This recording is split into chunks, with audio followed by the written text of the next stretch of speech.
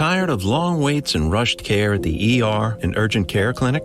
Next time, stay home and let Dispatch Health bring the power of the hospital to you. I call Dispatch Health. A care team of medical professionals actually come to your house. They're the same caliber of people that you would see if you were at a hospital or an urgent care. Dispatch Health can treat most non-life-threatening emergencies. They can do the x-rays, they can do stitches, urinary tract infections, blood test, urinalysis, ultrasound. It's almost everything that they can do at the ER. You never feel rushed. They're there for you and only you. I felt like their only patient. And it costs no more than a trip to urgent care because Dispatch Health is covered by most insurance, including Medicare.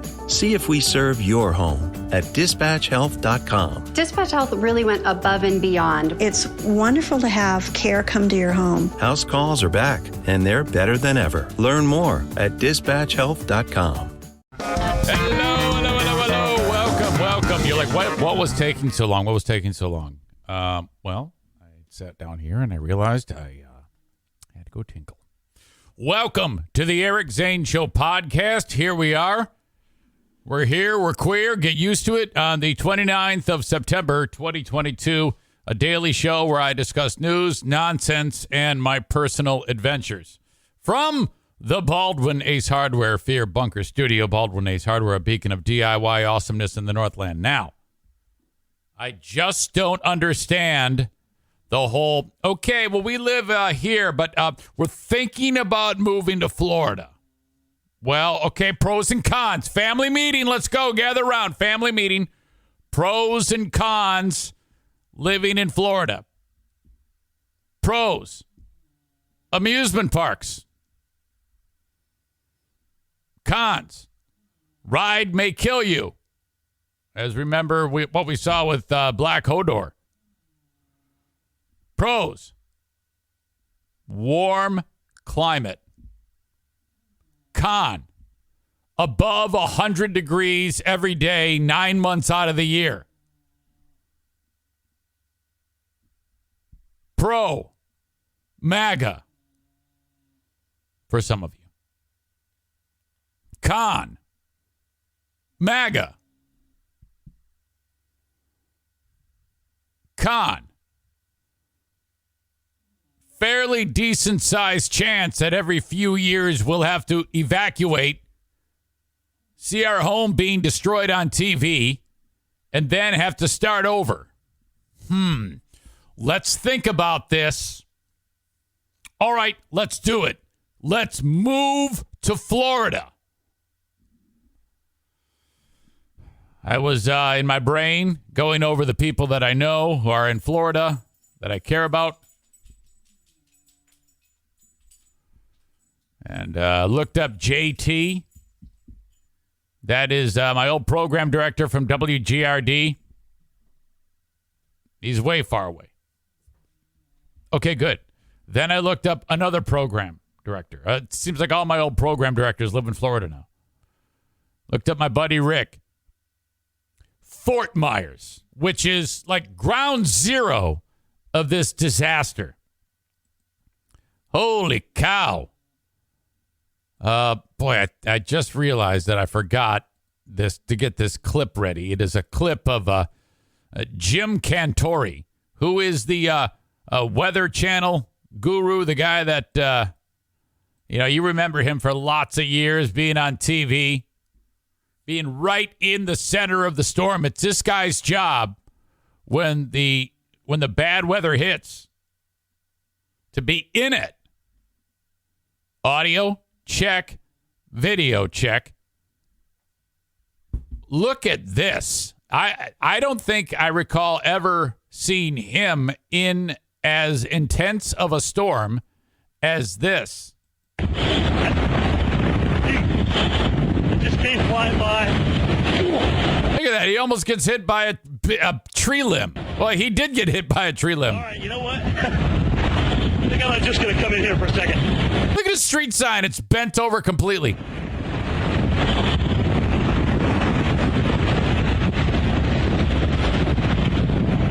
Just give me a second. I think the biggest risk is getting hit by flying debris. If the risk of getting hit by flying debris wasn't there, I would want to experience this at one point.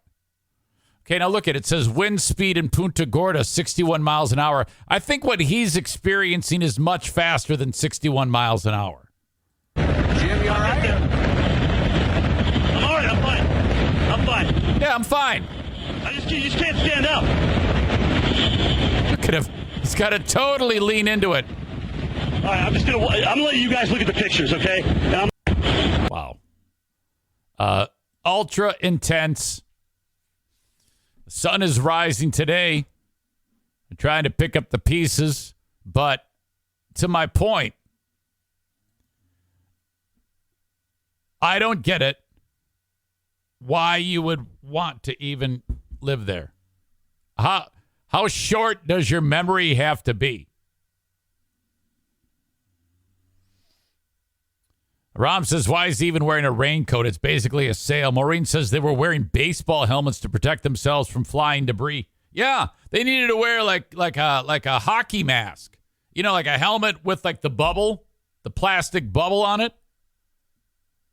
Just, I don't get it. I don't get it. So, you know, you have your choice of Florida, where it's that fucking hot, that long. And then, you know, a great state like Michigan, which is superior in climate to most other states. You get 4 genuine seasons here.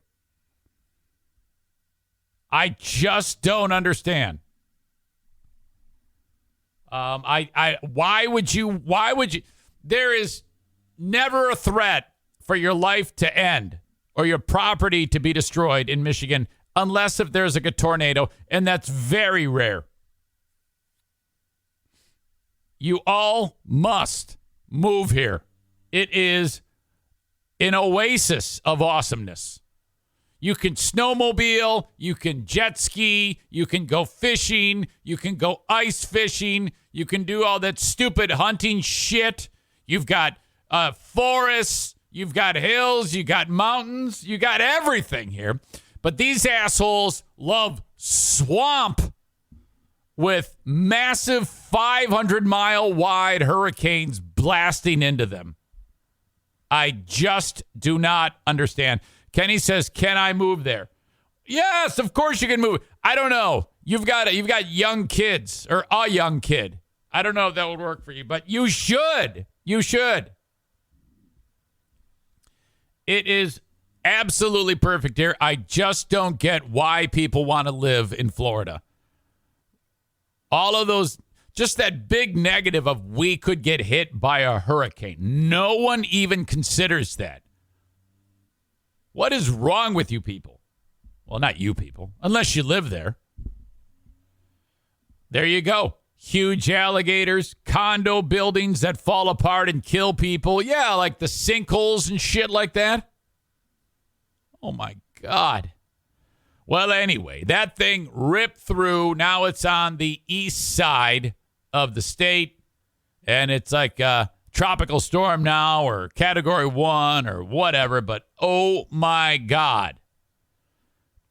My mother, God rest her soul, and Wally, the last one that hit this area was Charlie. Charlie destroyed my mom and Wally's place. They decided, hey, we got a great idea. Let's leave the family and move to Florida for the winter months. So they're snowbirds. You know, that's what old folks do. In the winter, they go to Florida. And you know what? Even though it's warm there in the winter months, there's still not much to see. It's not that picturesque of a place. It's garbage. So they go to this community where there's all sorts of other mobile homes. It's a trailer park. And it was about this time of year. And Wally was here in Michigan with my mom. And they had a little like a travel trailer at a campsite. Not a trailer park, but this is here in Michigan. Similar to the campground. It's what it was, a campground. Like I was describing on the show yesterday, minus the dumpsters in front of the building. Or in front of the property. And he wasn't aware that there was a hurricane bearing down on Florida. And I described it to him, where it was making landfall. And he's like, an eyebrow raises up, and he's like, He immediately gets on the phone and talks to one of the old folks who lives at the trailer park, and his buddy, Lionel, picks up the phone, and when the guy picks up the phone, Wally can instantly hear, hello! Lionel, how are you?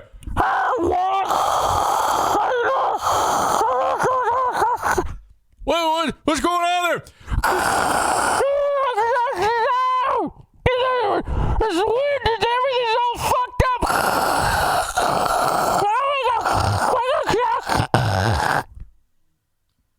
Click. By the end of the next day, Wally and Mom's place is flattened.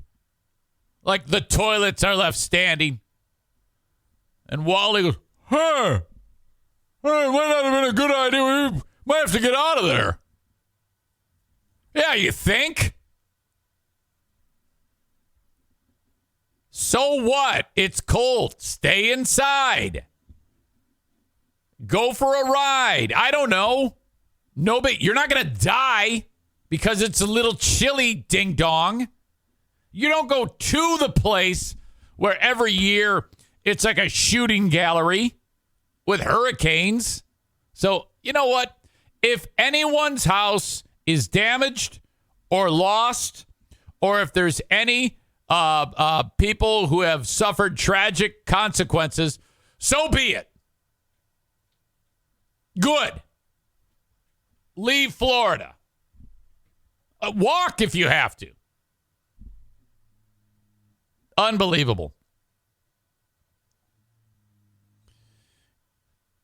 Yesterday, there was a hurricane of trouble for the president. The president is like, oh my God, thank God that hurricane is here so that it will deflect some of the damage that I inflicted to myself. Hold on a second. I inflicted to myself when I spoke talking about this, what was it, the like hunger bill or something like that. If you don't know what's going on, the president was at the White House conference on hunger, nutrition, and health. And this is like a big moment there because you had Republicans and Democrats working together to work on this whole thing. This allows people who have what's called food insecurity to be fed.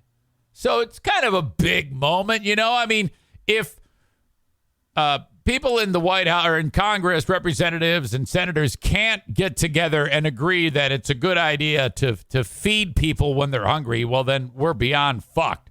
So they managed to stick together and come up with this whole thing here at the White House's first hunger conference since 1969. All right, now all you got to do there, if you're the president, is show up and say, you know, this is great. We can set aside our differences. And, you know, when it comes to the big picture of feeding people who are struggling to be fed, we can work together and we can come up with this. So I applaud, even though I can't talk, I'm still sounding better than what the president did, because the president gets up there with a prompter and all this dick has to do is read it. Okay. But he kind of gets off track. And the big issue here is a representative from Indiana, Jackie Walorski. Jackie Walorski is a Republican who the White House was working with, along with Jim McGovern, Mike Braun, Cory Booker, and this lady, Jackie Walorski. Well, crazily, actually, let me play for you the problem. Let me play for you the problem, in case you don't know, because some of you might not even be aware of this, of what happened. Audio check, video check. Now, here he is. He's talking to these people. You know so much about this as well, and you're committed. And I want to thank all of you here for including bipartisan elected officials like Representative Governor, Senator Braun, Senator Booker. Okay, time out. Before he gets to the real bad part, the lack of sharpness in his speaking. You can see him kind of looking with those dark eyes. He looks possessed. His brain is mush. Yes, he can read, but this man is ill. And I am not even fucking around here. This makes me sad. This man needs to be in a care facility, okay? I want to thank all of you here for including bipartisan elected officials like Representative Governor, Senator Braun, Senator Booker, Representative Jackie. Are you here? Where's Jackie? I didn't think she was going to be here. Jackie's dead. Walorski died. Like not long ago. Oh my God. Walorski died tragically in a car accident that also killed 2 people from her office. She was the co-chair of what's known as the House Hunger Caucus. So this is fucked. Okay.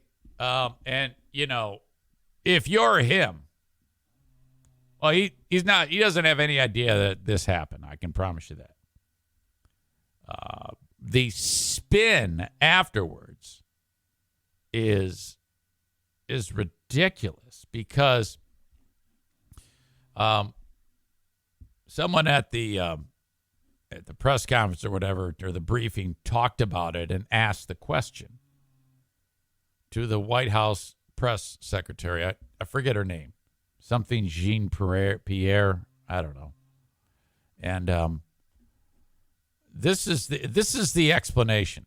Audio check, video check. Let me back this up. Do the whole thing again. And I want to thank all of you here for including bipartisan elected officials like Representative Governor, Senator Braun, Senator Booker. He says Representative Govern. It's McGovern. Representative Jackie, are you here? Where's Jackie? Yeah, she's dead. I didn't think she was going to be here. Today, the president appeared to look. Where's Jackie? I didn't think she was going to be here. What? Are you here? Where's Jackie? I didn't think she was going to be here.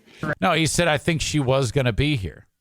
On Senator Booker, Representative Jackie, are you here? Where's Jackie?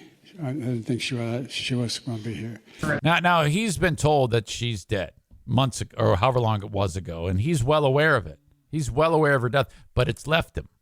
Today, the president appeared to look around the room for an audience member, a member of Congress who passed away last month. He seemed to indicate she might be in the room. The president was, as you all know, you guys were watching today's event, a very important event on... I want you to pay attention here because she's trying not to make it look like she's reading, but she is. And, you know, we all know that the only appropriate answer that she can say is, yeah, he forgot. But this is what she comes up with. He seemed to indicate she might be in the room. The president was, as you all know, you guys were watching today's event, a very important event on food insecurity. The president was naming the congressional champions on this issue and was acknowledging her incredible work. He had already planned to welcome the Congresswoman's family to the White House on Friday. There will be a bill signing in her honor this coming Friday. So, of course, she was on his mind. She was of top of mind for the president. He very much looks forward to discussing her remarkable legacy of public service with them when he sees her family this coming Friday. What's terrible about that is they're, trying to trick you. They're trying to dupe you. And I don't think that it necessarily builds trust when it's clear there was a problem there. And that explanation does not line up with what the world saw. So it makes you and I ask, do you think we're assholes? Do you think we're idiots? This is so dumb. And no matter what side you are on, There's no way to try to, if you see anyone that is doing any type of content creation or talking on the news or whatever, and they try to make it seem like that is not an issue, you should never, ever, ever pay attention to what those people have to say. Okay? Oh, my God. How awful. How awful. Now, I know people might say, well, Eric, yeah, there you go. And that's why you shouldn't. It's like, well, hold on here. Hold on. Maybe, maybe not. I don't know. But this is awful. I mean, I've said for a long time on this show that he is not running the country. All right? That Kamala Harris and a series of people behind him are running the country. My point has always been, just let him retire. Just have him say, you know what, I'm incapacitated and I'm going to step down. That'd be fine. I'd be fine with that. I don't give a shit. Okay? Again, so we're all on the same page. Anybody but Trump. That's how I feel. Anybody but Trump. Corey says, given the alternative, I'd still rather have him. That's ridiculous. That's a ridiculous thing to say. Josh says, if the Pope can quit, so can Biden. He should. His wife is a doctor, I think. I don't know what she's a doctor of. She might be one of those honorary doctors. She needs to say, yeah, come on. Let's just go get in the hot tub and forget that this even happened. There's more to this that I found interesting because we didn't see the whole clip there because the people in the press corps continued to push the issue and ask follow-up questions. And this Karine Jean-Pierre starts getting annoyed.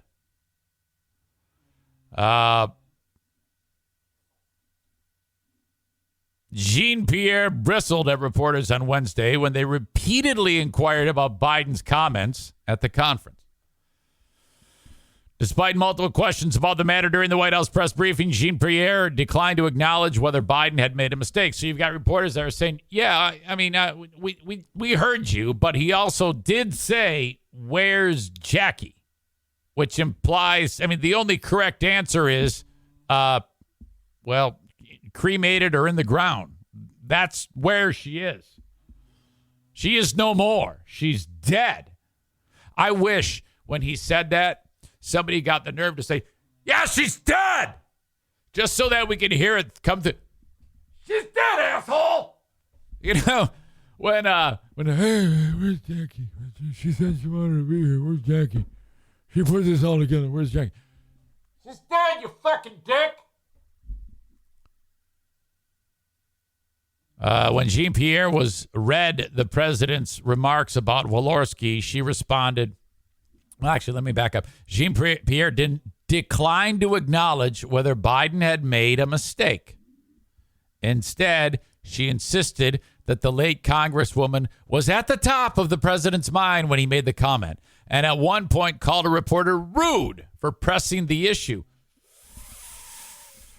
Oh, God. When Jean-Pierre read the president's remarks about Walorski, she responded, I totally understand. I just explained. She was top of mind, you know. Yeah, if something's top of mind, like if I'm sitting here going, oh, man, I love the Foo Fighters. Taylor Hawkins is such a good drummer. I wonder what the hell he's doing right now. Is he still doing okay these days? I know he had drug issues. Oh. Yeah, of course I'm going to know he's dead. Because I don't have dementia. He does. She adds, you know, what we were able to witness today and what the president was able to lift up at this conference, at this event, was how her focus on wanting to deal with combat food insecurity in America. And it's something he was lifting up and honoring. When CNN's Phil Mattingly pressed, I like how even CNN is like, hey, what the fuck? When CNN's Phil Mattingly pressed Jean-Pierre about why the president was, and this article I'm reading is from CNN.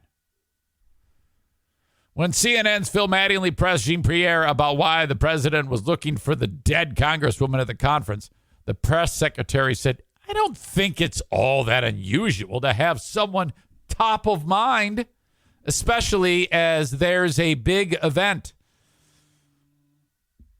Come on.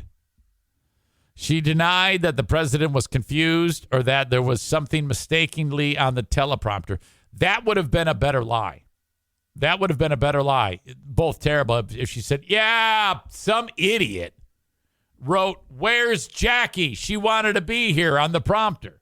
But we had him making it sound like it was off the cuff. But yes, that was a mistake on the prompter. It's definitely not the president's fault. That would be more believable than this hocus pocus she's trying to do right now.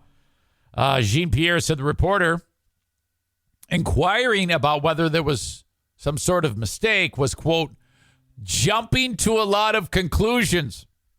Oh, shit. Adding, if that had been the case, I would have stated that. She would not commit to releasing the president's prepared remarks from the conference, saying she wouldn't understand why that would be necessary. Oh, come on now. On most occasions, the White House typically sends out a transcript of the president's delivered remarks, which can differ from what's loaded onto a teleprompter ahead of a speech. Another reporter asked, yeah, well, the confusing part is why, if she and the family are top of mind, does the president think that she is living and in the room, which is awesome. I wish I knew who that reporter was. He needs a gold star. The question again, the confusing part is why, if she and the family are top of mind, does the president think she's alive and in the room? It doesn't get more between the eyes than that. She says, Press Secretary Jean-Pierre says, I don't find that confusing.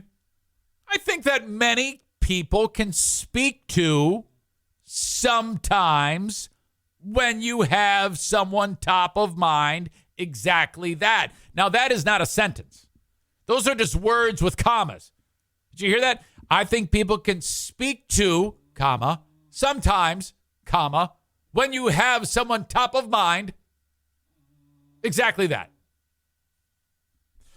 She also said reporters should put the comment in the context of him giving shout-outs to congressional leaders on food insecurity and rebuffed a question about whether the president believed he handled the situation appropriately, saying he had answered the question multiple times, and my answer is certainly not going to change. Oh, my God. If I'm Biden and I do get a moment of clarity, okay, where he can go rogue and break free from the abuse that is being levied on him, the elder abuse of making him work, okay, like this. He needs to, at the next whatever time he's near a microphone, say, I am very, very ill and someone needs to help. Please help me. I am being held against my will for this job that I do not understand. I do remember that Jackie's now dead, and I lost my mind there. Please help me, help me, help me. And then as they wrestle the microphone away from him, they take him away. And then this crazy lady will then come up and spin it in some particular way. This is freaking inhumane. Let this man retire.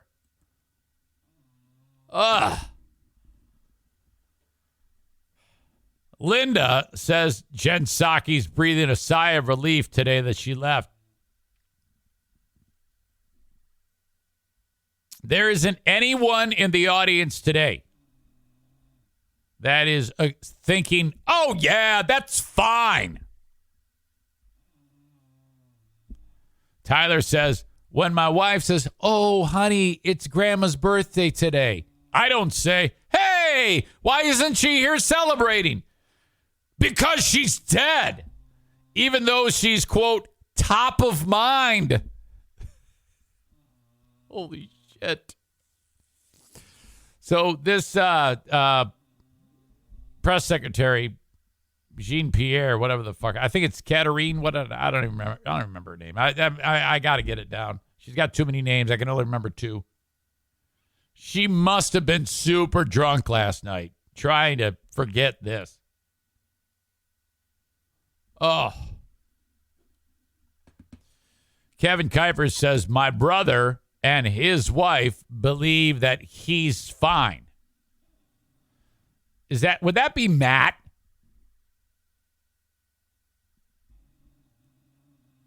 If that's even with this scenario, oh my God. Okay.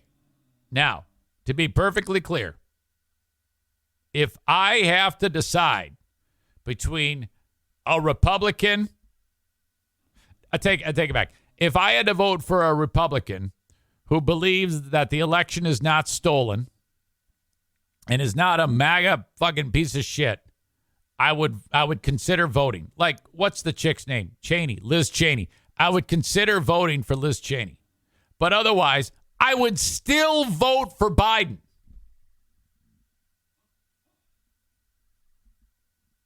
That tells you where I am. I would still vote for the mush-brained old man. Oh, my God. Aram says Trump was better than this circus. Disagree. And you're looking at the long-reaching effects of the fact that Trump is empowering the lowest of the low Americans, giving them a voice that should not be heard. Racism, inequality, all of these things are real, tangible things that have a foothold in our society now because of Trump. Because of Trump. So don't give me your Trump was better than this circus bullshit. You got to look at the lingering effects. All right. I want to thank everybody on Facebook, Twitter, and YouTube for paying attention to this ignorant slut, Eric Zane. You guys are awesome. Thank you for your time. But I have to kick you out now. All right? You have to go. If you want the rest of the show, it's available on Twitch, twitch.tv/Eric Zane Live. You go to twitch.tv/Eric Zane Live, give yourself a little fancy name there, and then hit follow, and then you can get the whole show uninterrupted. While you're there, if you have an Amazon Prime account, hit the red button, right, big red button there. Hit on that, click on that where it says sign up with Twitch Prime. And then you fill out the little thing, whatever. I don't do it because I make the show. I don't watch it. And you can get the show without commercial interruptions as I'm talking. Otherwise, if you're watching, I might be on a rant or talking to something or about something or whatever. And then in the middle of the show, you'll see like a video ad. You sign up with Twitch Prime, you don't have that. You have to do it every month, too. So there you go. Otherwise, download the show, the audio podcast, wherever you download podcasts, Apple Podcasts, Spotify, or just go to my website, ericzaneshow.com. Okay, have a wonderful day. I say goodbye to you now. Tired of long waits and rushed care at the ER and urgent care clinic? Next time, stay home and let Dispatch Health bring the power of the hospital to you. I call Dispatch Health. A care team of medical professionals actually come to your house. They're the same caliber of people that you would see if you were at a hospital or an urgent care. Dispatch Health can treat most non-life-threatening emergencies. They can do the x-rays, they can do stitches. Urinary tract infections, blood test, urinalysis, ultrasound. It's almost everything that they can do at the ER. You never feel rushed. They're there for you and only you. I felt like their only patient. And it costs no more than a trip to urgent care because Dispatch Health is covered by most insurance, including Medicare. See if we serve your home at dispatchhealth.com. Dispatch Health really went above and beyond. It's wonderful to have care come to your home. House calls are back, and they're better than ever. Learn more at dispatchhealth.com. Of course, Twitch and Facebook brought to you by my friends at Irvine's Auto Repair, Grand Rapids Hybrid, and EV. Twitter brought to you by Blue Frost IT. YouTube brought to you by my friends at My Policy Shop Insurance. Frank Fuss. Okay, if you ever want to reach me the best way, I know it's archaic and really kind of not the way people do things these days, just send me an email, eric@ericzaneshow.com, and say what you got to say. I would love to interact with you. That is the Shoreliners Striping inbox, eric@ericzaneshow.com. Okay, a former presidential candidate is dead. A lot of people remember the campaign from 2020 when Coolio ran for vice president, when porn star Sherry DeVille ran for the top office in 2020. That's hilarious and awesome. It's always fantastic when that happens. Cherie DeVille was running on as a Democratic candidate, and she said, I need a running mate. And then she said, all right, Coolio, you're the man for the job. Well, Coolio dropped dead yesterday at 59 years old. This dude, holy shit. If you think back to 1995, yes, when he came out with Gangsta's Paradise, holy shit. Enormous hit. Number one for 3 weeks. He had a few other hits, nothing as big as Gangsta's Paradise.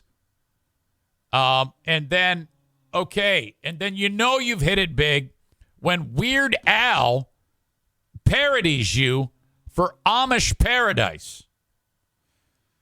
I was fortunate enough back in the day, back in the radio career days, to have a chance to talk to Weird Al. And he said that the only person who has ever gotten pissed off, I take it back, there was two. There was Madonna and Coolio, who got pissed off that Al did a parody.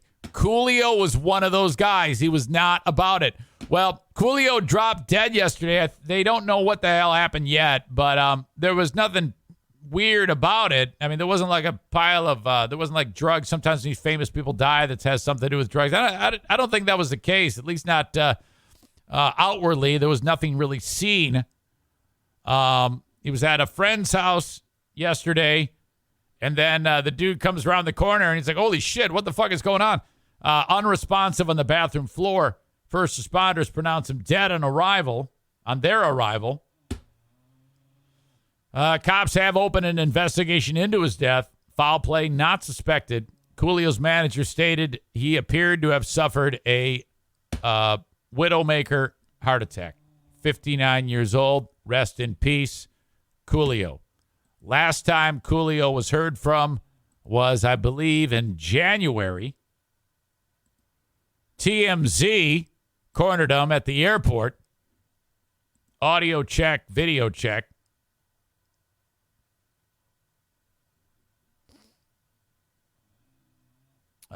Before I get to that, Josh says, Eric, you lied. First of all, I didn't lie. I have Prime, and I just got ads. I'm going to need you to get on this and fix it. Well, I don't know what to tell you. Bang on Kenny's door. He seems to have it together. Kenny knows everything there is to know about this. And I'm guessing. And you got the little crown by you. You're right. I don't know. No idea. All right. Anyway, back. I got to stay focused. Coolio, they cornered him at the airport because some list came out about the best rap stars of all time. And he wasn't on it. And so he's like, what the fuck is going on here? Holy shit. This Cool Mo. My name ain't even on here. Hey, that's what I'm saying. This Cool Mo. This Cool Mo. I like how in the clip, he still has those the hair sticking out, but it's coming out of a hat because he's bald on top, but he's got enough hair that he can still do the braids, so he still hangs on to that. The report card has blown up on Twitter. Cool Mo D actually had to go and almost like apologize, like, yo, this was taken in a short span. So I'm hoping maybe, you're a 90s rap icon. This was fucking me up. That's what. When was this steak? It was in 99. 99. What? I should have been on there. I mean, Gangster's Paradise, like 1, 2, 3, 4.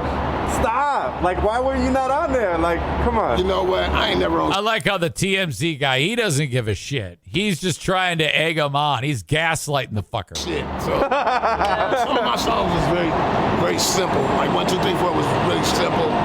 Really simple. It was big. Cadence. It was a simple cadence. It was a simple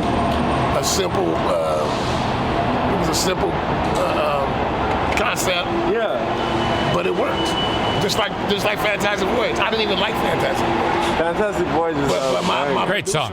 Great song. He liked it. Yeah. And I was like, man, I don't even like this shit. He was like, do it for me then. He said, should I do for you? Do it for me. And I did it. Became my first hit, my first platinum joint. So, you know, a lot of times you don't see what other people. You got to open that back up. You don't see what. Let me see yours, boo. You don't see what other people. Let me see yours, boo. People see. Jay-Z got a B. Has he earned himself an A by now? Come on, boy. It's like rapper report card. That's what it is. He's a billionaire, bro. Yeah. They gave Jay-Z a B. How do you give Jay-Z a B? Gotta give him an A, bro. A+. He gave him a B because he was going to be a billionaire. No. Yeah. Because he put the work in, though. Yeah. You know, definitely Jay-Z would get an A, and he would get 10s all the way across. So he got an A+. Absolutely. Tupac got a regular A, not an A+. DMX would get an A+. DMX got an A+. I like it. There you go. Dead at 59 is Coolio. Rest in peace, Coolio. I'm not going to dog him. I'm not going to go back into his past and dog him. The last time I did that was when DMX died. And I got so much shit. Mike Logan beat the fuck out of me. And I'm like, fuck that. Everybody's going to call me a racist if I dog him. I'm not doing that. However, if I fuck up and die, you are all allowed to go back and talk shit about the stupid stuff I did in the past. You are entitled to do that. Please do it. No problem. Rest in peace, Coolio. Kyle says, you got fired. I love that. People hold that up against me. Oh, my God. I'll never talk to you again. Why? Did I do something racist? No. You got fired. Oh, okay. Sorry. The idea that he's just wearing a hat with fake braids sticking out, LOL. That's awesome. Kenny has solved the issue for Josh. Reading not a strong suit for Josh. He says, yes, you linked your Prime account, but you haven't subscribed. Okay, you realize little children can pull this off, Josh. Like very young children can pull this off. You cannot. You've had to have your hand held every step of the way. All right? And you run into burning buildings and try to save people's lives. I think we should all be scared by that. Drew says, I had the same issue. I couldn't subscribe without paying. Would you just do what Kenny tells you? Just do what Kenny tells you, Drew. Oh, my God. Kenny says, Drew, you don't have the blue crown. You haven't linked your Prime.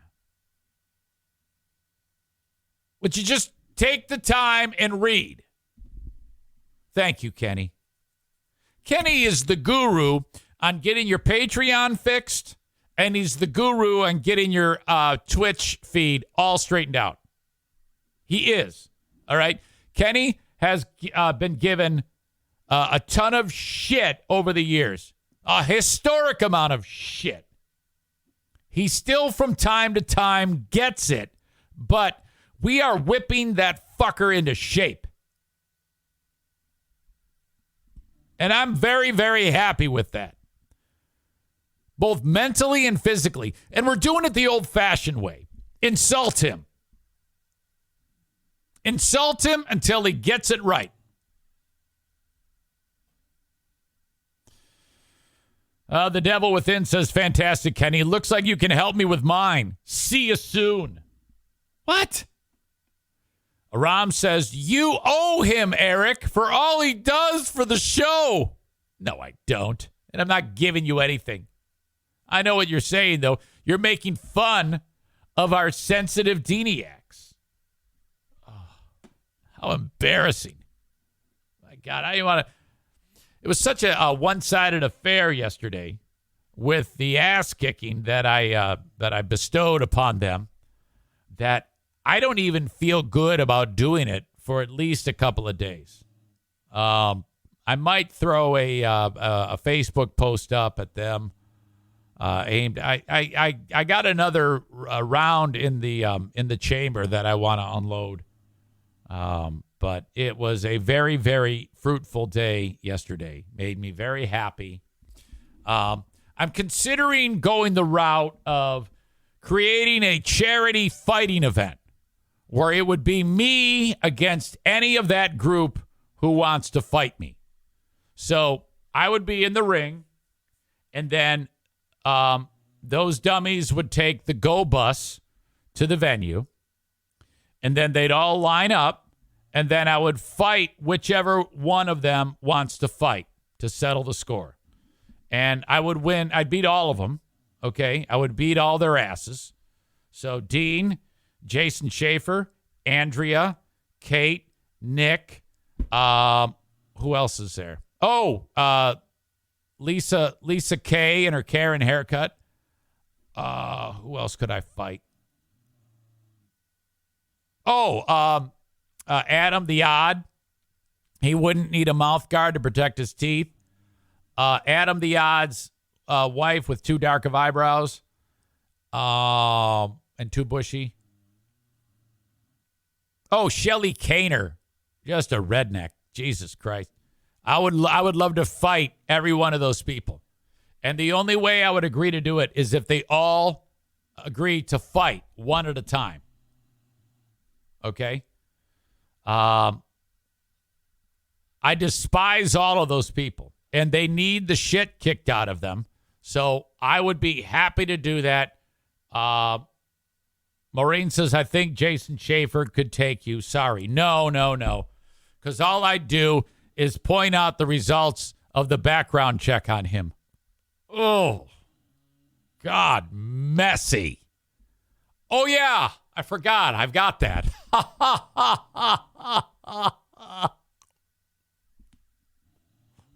no. Oh, no. It's a little weird. Little reluctant to get into that. Even I am a little reluctant to get into that. Oh, no. Foya! Look it! Foya! Linda says, I'm in. Huge can be the ring announcer.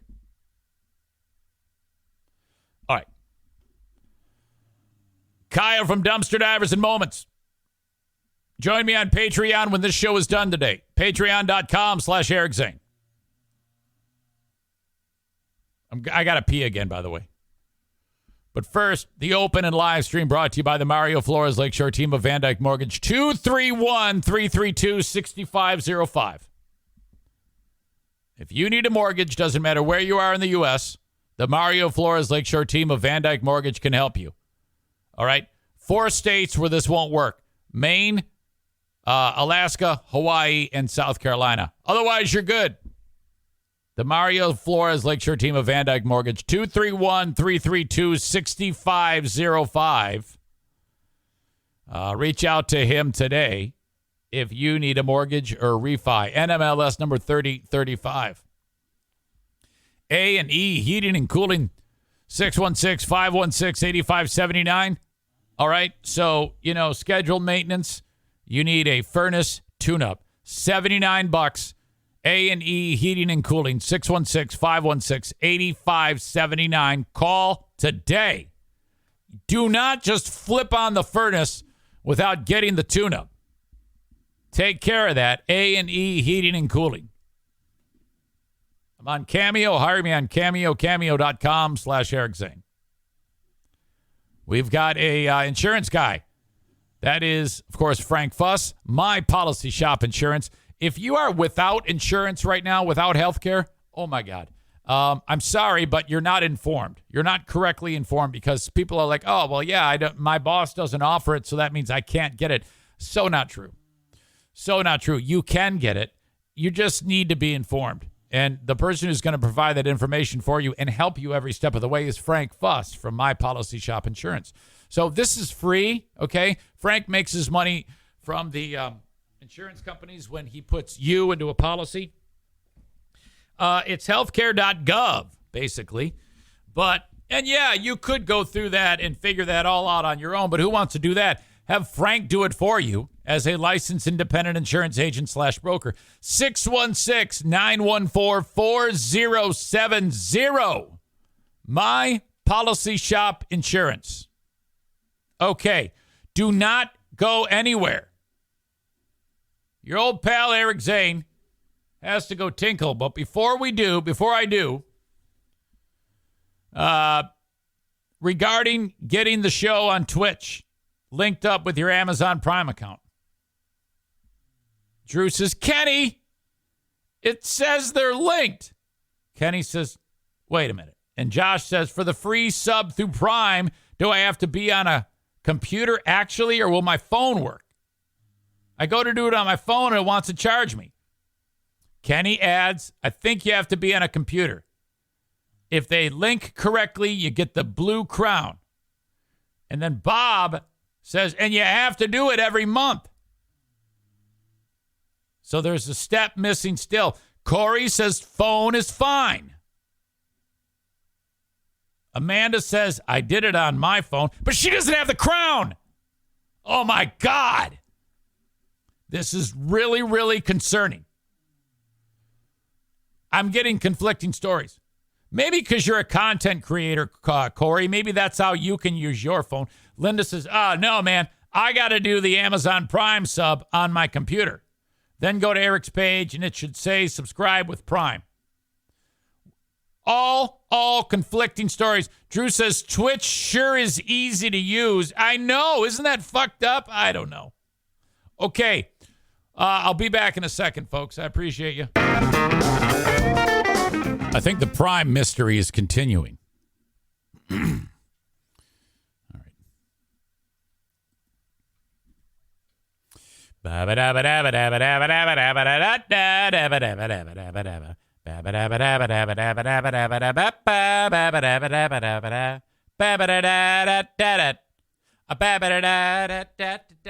Okay, tonight, the Ben and Eric Patreon podcast is going to go down.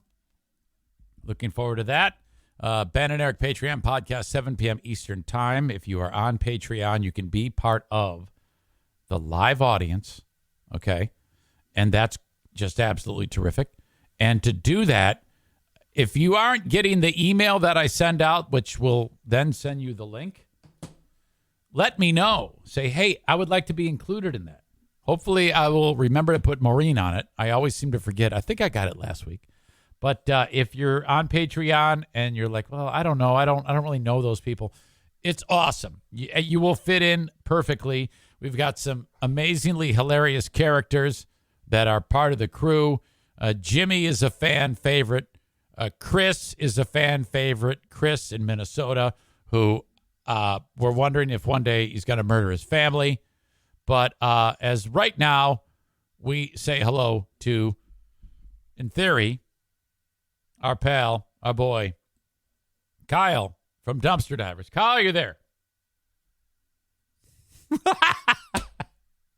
Okay, now, I heard him log in. It went ding dong. And I see it wants to join. And Josh says over under on having to call via the phone. Well, I think we know the answer to that.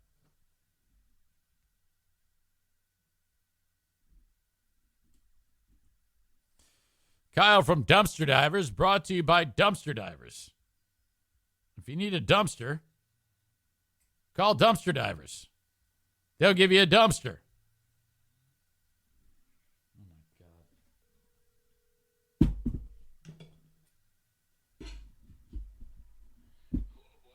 This fucking thing, dude. Hey, buddy, how are you? Just I don't know, dude. I'm sitting here looking at it. Just says it's just black. Yeah. Oh shit! There you are. Now I can hear you through the computer. It's just black. Are you sure it's not through the phone? Shit, there you are. Well, no, I can hear you through the computer and I can hear you on the phone. So I'm getting double indemnity right now, dude. Okay, well, we can't see or hear you on the computer. Yeah, there's a button that says start video, but I can't click it. I think you have to click it. Me? Yeah. I don't know. I don't know what the fuck's going on, dude. Yeah, I don't either. Because for me, it's the same as it always is. Yeah, that's here. I'll do this. I'll click leave, and then I'll click back in, and we'll see what the fuck happens. Okay, sounds good. And you can just stay on the phone with me. Yeah, for sure, dude. Okay, fair enough. I like how when I'm talking, I can then hear myself a second later. Shit! Yeah, let me put that on mute. Okay, all right. Now, as we wait for Kyle, Cole is writing, call Blue Frost IT. I heard them on a podcast. Yeah, Blue Frost IT doesn't specialize in, how to get Zoom to work. Stevie has a question. I'm sorry, Megan has a question. She says, can we get a dumpster, but then have you donate all of the stuff that you don't want? I think that's something you do, right? Oh, hell yeah. Yeah, we do that all the time. Yeah. Let's see here. It says it's connecting the audio. Oh, wow. That's weird. Yeah, why is your voice so high-pitched? Okay. Oh, wait, it says, am I in now? Yes. All right, I'm going to hang up the phone. Well, yeah. Okay, I'm going to hang it up. All right. You can hear me? Yeah, it's great. All right. The thing is, though, when I speak in real time, I can then hear myself coming through you. Still, even though I hung up the phone? Okay, I think it's good now. I think we got it, man. Hell yeah, dude. All right. Boy, I think that may have been one of our biggest clusterfucks that we've had while getting this show going. But, I kind of look forward to it these days. I know it is kind of like it's kind of like a shtick now. You know what I mean? The audience members are like, okay, I know what's going to happen. Here it comes. And sure enough, they're like, fucking shit, Hey. I know. It's always Zoom, though. It's always Zoom's fault, in my opinion. So with Megan asking that question, have you found anything amazing lately in a dumpster or had to pull out of a house that was like, oh, boy, we can use this? No, we haven't found too much lately. It's been crazy busy, which is good. But it does cut down on the time that we can do sweet ass shit with the stuff we find. But we have been recycling a lot of stuff. We recycle a bunch of people keep putting their smokers in the dumpster now, and they don't work, which is the bummer. But yeah, I've been recycling the hell out of those, dude. Don't you have how come it's not a good idea to throw a TV in a dumpster? How come it's not a good idea? Yeah. Well, depend. What kind of TV? Well, isn't there a special charge for a TV? Yeah, but only the old style ones, the tube TVs. because the tubes, I guess, have like some hazardous shit in there. And so the landfill have to like take the TV apart and take those out. Oh. But flat screens are free. The flat screens are, they're new age. It doesn't matter. Okay, gotcha. Hey, let me ask you this. When all this shit gets dumped into the landfill, is that eventually going to be buried and then just left there? Oh, yeah, for sure. That's how that works? I know we talked about this before. I don't know like what happens like in the pile. Like I know like they're probably like they burn off it and shit. And I think there's like some bacteria and like organisms they put in there to like eat shit. But I don't know like the science of it. Like I don't see the hill getting any smaller. So I don't know what's going on. Is that land ever used? Like, can they build like a neighborhood on it later on, like in 50 years? They probably will, and then it'll probably become like a political issue for sure. Like a super fun site. Your house is over nuclear waste or some shit. Right. People put fucked up stuff in there. Like they get all mad. Like you're not supposed to put like paint or oil in there or whatever. But like 10% of the time, like we dump the dumpster and there's a bunch of oil and paint coming out, and then the landfill gets all pissed. Yeah. Then they charge you for it and whatnot. But it's like that they don't do anything with it. It's still just going to be paint and oil just sitting in there. So who knows? It's all fucked, dude. Yeah, I often wonder. That's one of the things I think about. Like, when is there ever a possibility we could run out of space from just our trash alone? Dude, there is, and I keep trying to rack my brain, and I'll never figure it out. But it's the intention that I'm telling you about. Is that I want to come up with like this product / thing where you can just fucking eliminate the trash. You know what I mean? I think we talked about this before. And you told me that it didn't make any sense and we can't do it. But I want to come up with something to like revolutionize the trash game. I just don't know how to do it, though. Did you hear about the guy in the recycling facility who fell into the shredder? No, but that's fucking awesome. Did you show a video? No, it was so bad. It was so bad that they didn't know where he went, and they thought he like was a missing person. Okay, and then so they like were looking. Hey, where did he go? And then and you've seen an industrial shredder, what it can do to even Oh, for sure. Dude. I mean, they're intense. And so then they're like, well, I don't know where he is. So then they bring a cadaver dog, and the cadaver dog can't even detect anything. And then like 3 or 4 times later, they found like one little chunk of man meat, and they go, I think we got him. And then they tested it, and they go, that's him. And so he fell into the fucking thing, and he was mixed in with like 3 tons of plastic and metal. Damn, dude. That's, the crazy part is like, you don't think about that often because, your life is like, whatever, it's like, it's your life, like, work, entertainment, repeat, all that type of stuff.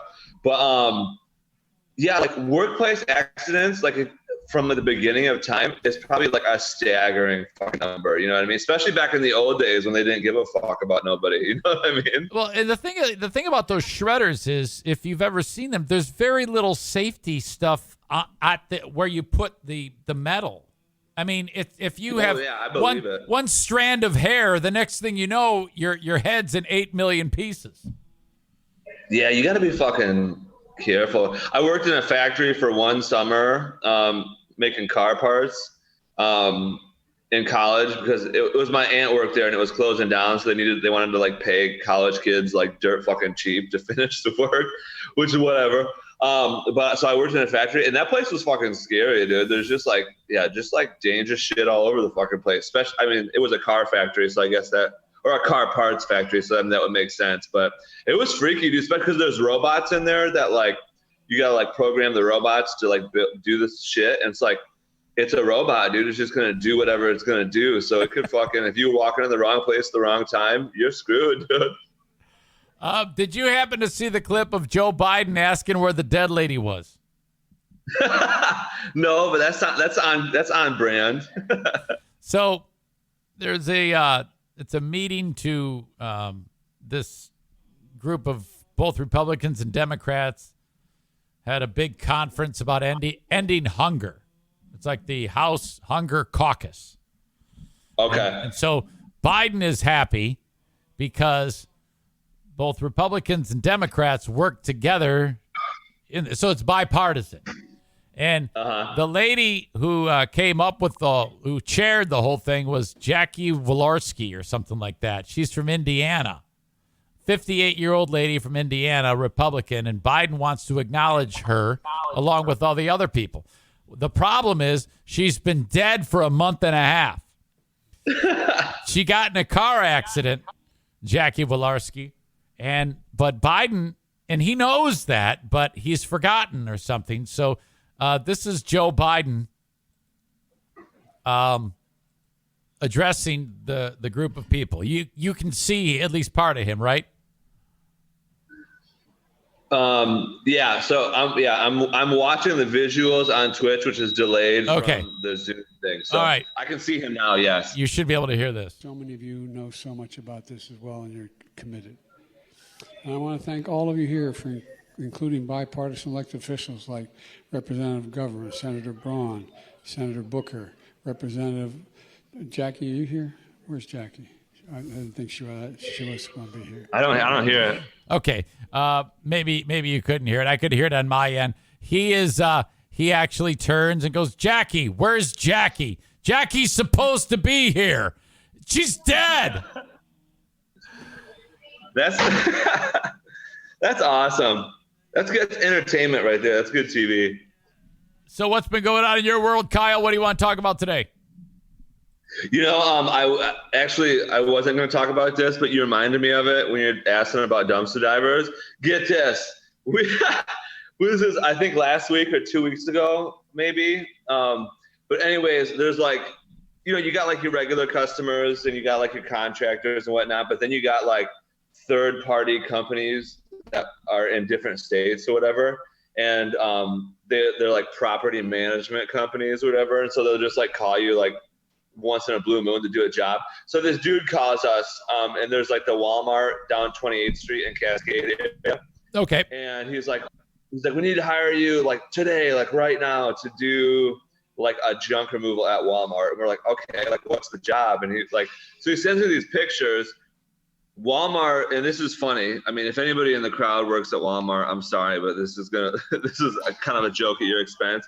But so Walmart had the good intention of trying to recycle all their foods, like their fruits and their veggies and whatnot. Yeah. When it went past the goodbye date, then they would throw it in these bins, and then they would donate that for like homeless people to eat like immediately, right? Sure. But it's Walmart employees. So, like, there's rules you have to follow, like, hey, don't throw meat in here, and don't throw plastic in here, and don't throw cardboard in here, right? But they did. So, anyways, the company that was like that, like, they partnered with to pick up the bins and bring it to the homeless shelters, whatever, like, they got there, and they were like, we're not fucking picking this up, dude. You threw a bunch of meat and fucking, like, terrible shit in there, right? So, anyways, then the Walmart guys, or the employees, proceed to wait like 2 months before they tell anybody about this, right? So those gross, now all the fruits decayed and the meats, it's terrible, right? And so it's sitting there, and then they finally let their property management company know, and then so they called us, and they're like, send me pictures, like it's pretty gross. So it was like 2 little dumpsters.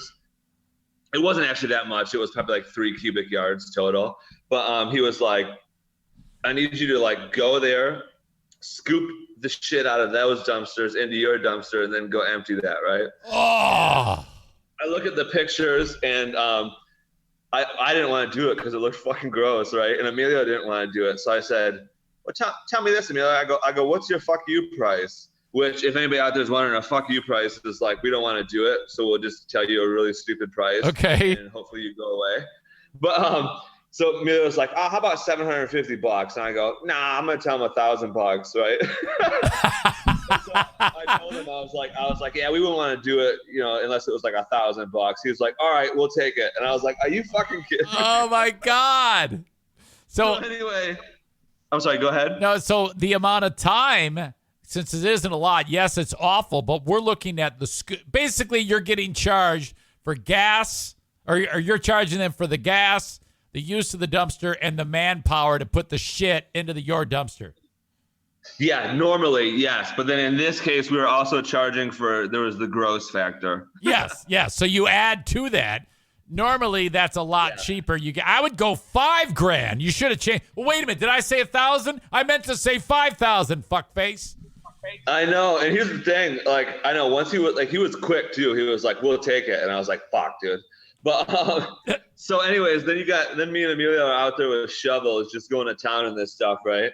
And I guess that's really the whole story. But we did that like last week or 2 weeks ago and made a quick grand off of it. I mean, it took us like an hour and a half, 2 hours, but it was. Do you have respirators? Do you wear respirators? Yeah, we do, but we didn't. I mean, in that case, it was just fruit, so like it didn't actually smell that bad because it was fruit, but and like there was not that much meat in there, and it was all kind of buried in the fruit, so it wasn't like the smell wasn't gross, but it was like the juices were the gross part. God. You know what I mean? Yeah, and so you're like standing in that. So basically, when you take a shovel, do you then have to carry the shovel scoop to your dumpster and throw it in there? Yeah. Oh shit. Did he pay? I'm sorry. Did he pay cash, Venmo, or check? He just by card. Okay. I just sent him the invoice. I was like, pay that thing, and he did. So that's like a pay in advance deal. Yeah, man, we wanted that G. That's awesome. All right, what else is burning on your brain? Oh, wait a minute. Before I get to this, I want to tell you about this. I was talking about this Monday on the show. I was driving up north on 131 and up by Big Rapids. Have you been up there recently? Not recently, but okay. I know what you're talking about. There's a big drop down to one lane. As you get into it, listen to me, fucker. There's a sign. There's a sign that says use both lanes. And by God, they did. They used it. The only thing is, about 50 yards before the sign that says merge here, people were getting over about there. There was one vigilante asshole trucker, but otherwise, they use both lanes. And people are getting it. And I just wanted to say, fuck you about that. No, dude, this is propaganda, and I'll tell you why I feel like you're making this story up, and I'll tell you why. Because the sign that says use both lanes, nobody's reading that fucking sign. That's how we get in the problems in the first place. So I know nobody read that sign, and I know nobody used both lanes. No, this is a true story. Kyle even confirms it. He writes, I saw that sign when I went up north, and I thought about this exact thing. We are getting more people. Bullshit. We're getting more people on the pro zipper merge train. People are getting it, and only dumb fucks like you are making this a terrible thing. No, dude. I'm anti-zipper, dude. And of course, I was traveling 55 miles an hour in the camper. To make it, did you zipper merge in the camper, or were you still staying in the right the whole time? Oh, I stay in the right the whole time. I didn't bother. I didn't want to go down that road and cause everybody trouble. I just kind of laid low. But you know what I've noticed since I drive so slow all the time? The other day I was in like a one of those areas around Hudsonville area where it's 50 miles an hour on a road like Chicago Drive. And I felt like I was going like 95 miles an hour, man. In the camper, you're saying? No, just a car. My wife gets. Were you going 95? No, I was going 50, but I always drive so slow that I felt like I was breaking the law. My wife is like, "Come on, you dick, just get into the gas." Dude, it's rough right now in like the Hudsonville / Allendale-ish area. Like, there's construction on every road that I can possibly take home. So I'm just getting screwed every fucking day, dude. Good. You deserve that. No, dude. Okay. What else? Is there anything else burning on your brain that you're excited about, looking forward to, that you want to talk about right now? Yes. So I thought of it. I've been trying to like think of like weird ass hilarious stories from my past to tell you guys, to like crack you up, but only ones that are like have like a certain level of weird factor, which I think like the couple previous stories I told you met that level. So I thought of another one, dude. This is made even funnier by the fact that, and you guys know this, that midgets freak me out, dude. Like they just freak me right out. I don't think they call them midgets anymore. Well, I do. I'm calling them midgets, dude. All right. Anyway. So, anyways, that's what makes this story funnier. So, cue back to 2007, 2008, which was my first year of college, right? So what I did in college is I lived with my grandma, because my grandma lived right across the street from Grand Valley, which is where I went. But this is the crucial part. This is for everyone to make sure they fucking understand. She went to Florida for like most of the school year, right? She would leave in like October and then like come back in like April, right? So it was basically just me just living by myself, right? Which was freaking awesome. But I was 18 too, and it was like my first like foray into like living by myself existence. So I was, you know how like the first time like you live by yourself, you are like a little like not scared, but like a little nervous that you're okay, I'm supposed to be an adult and I'm supposed to take care of shit and blah blah. But you're also mostly like, I'm gonna do whatever the fuck I want, dude. So I was living free, right? And so, anyways, by myself, it was like in winter at some point, and it was back when MySpace was still around. And so I'm on MySpace and I like post like a bunch of like basketball stuff, like videos and stuff. I was like big into like sports back then, right? So anyways, I get this friend request. I think that's how MySpace worked. Anyways, I somehow got in contact with this dude, right? And he was like basically talking about basketball. He's like, I know you're big into basketball, and like, cause I like posted videos of myself playing and shit. Anyways, come to find out, this guy's a fucking midget, dude. And so he's like, we're like talking about basketball and like whatever, like I'm chill, I'm just talking to him or whatever. But he's like, I'm big into basketball, and then like sends me pictures of like him playing basketball, but he's a midget, right? So like, but I guess he was whatever. He's pretty good. And okay. Like I like chat or whatever, but like mostly in my mind, I'm like, fucking just leave me alone, dude. Like, you know what I mean? Like, whatever. So anyways, fast forward like a little bit, and like we didn't talk very often, but then he like sent me this message and was like, hey, I'm coming up to fucking Grand Rapids soon. He's like, let's meet up and play basketball, right? And I'm like, no, dude. Like, because number one, like I have a very good like I don't know what you call it, like a meter where like I'm always pretty sure that someone is actually like a child molester or like a catfish or whatever. Yeah, that's what I think was going on here. I think that, I mean, I know, exactly. So I'm like, no, dude. I'm like, I don't really want to do that. He's like, come on, dude. He's like, I thought you were cool if you play ball and like hang out and whatnot. And I was like, no, dude, I don't want to fucking do that, dude. Well, anyways. Yeah, sorry, go ahead. That would be tempting for me because I would love to actually play basketball with a midget, and because I would kick that midget's ass. I think that would be great. But I think maybe that's what he was trying to do, tempt you with the hilarity of playing basketball with a midget. And then when you get there, it's not going to be a midget. It's going to be a gang of people, and they're going to rape you. I know. Exactly. So I know. The funny thing is I had both of those thoughts. I was like, one, it would be funny to play basketball with a midget and just toss his shot every fucking. But I mostly was thinking, I'm like, dude, this guy is most likely like a molester of some sort. Oh yeah, absolutely. So anyways, I'm like, no. His name is Dean. What's that? His name was probably Dean. So then, after I reject the midget or like potential midget, right? Then the potential midget gets fucking angry as hell, dude, and is like verbally abusing me, just like going to town on me, right? About how. Then he kind of brought credibility back that he might be a midget, because he was like ripping into how like, oh, you know, like regular people, that size people are always, you know, like playing like the midget woe is me card or whatever. So anyways, so then I was like, no, dude. And then he like kept going, and then I started getting pissed off. So I just told him, I told him that midgets freak me out, and I fucking don't want to hang out because midgets fucking freak me out, dude. And then he got like really fucking pissed for like 10 minutes as he was sending me this message, and then he disappeared. And I never heard from him again or whatever. But straight up, dude, I just thought of that story for the first time in the fucking longest time, and I was like, midget/molester, dude. That's good quality content right there. Let me ask you this. Of all the things that you can be that would be discriminated against, because you and I are not discriminated against because we're white, okay?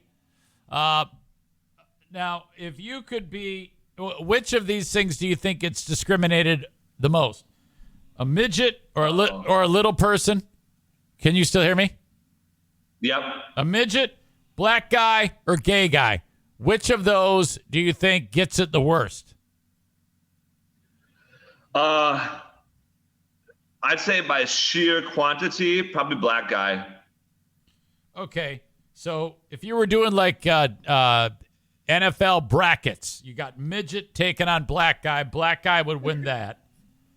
And then gay guy, I don't know who the gay guy could take on. Is there another group that is what do you call it, discriminated against that we could come up with?